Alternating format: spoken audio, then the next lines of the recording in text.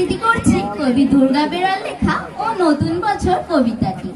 নতুন বছর ও নতুন বছর, শুনছো আমার কথা? পৃথিবী জুড়ে রুখে দিও সব মনোকামনের ব্যথা। গত শতকের কালো ছায়া ভুলে জীবনকে দিও আলো।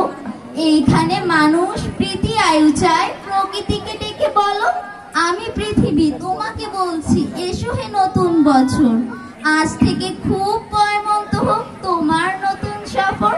তোমার সাথে আসে যেন সব সুখদের কারিগর। খাদ্যে বস্ত্রে ভরিয়ে দিও গরিব দুঃখীর ঘর।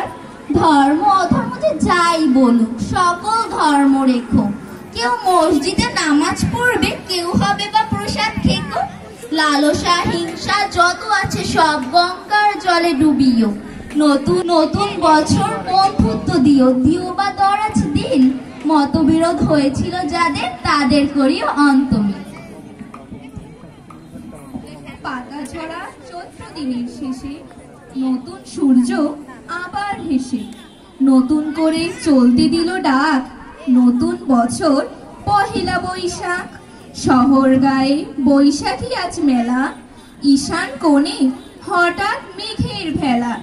সেই মেঘেতে বৃষ্টি ঝড়ের তোরে নরবরে ঘর খড়ের চালা ওরে। সৃষ্টি সুখের শপথ নিয়ে তবু পেছনে ফিরে তাকাই না কভু। ব্যর্থতা আর জীর্ণতা সব থাক, ডাক দিয়েছে পহেলা বৈশাখ। বউ কথা কও পাখি ডাকে গাছে, প্রজাপতি ফুলে ফুলে নাচে। সবার যে মন ঝলমলিয়ে ওঠে, অন্ধকারের মন্দগুলো ছোটে।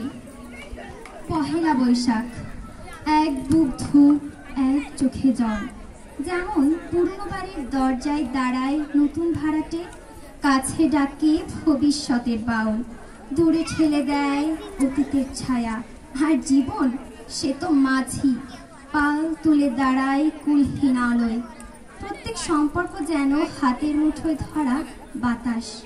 নতুন বছরের ক্যালেন্ডারে আঁকা ফাঁকা দুপুর, যেখানে প্রতীক্ষা করে কবিতা, প্রেম কিংবা প্রলাপ।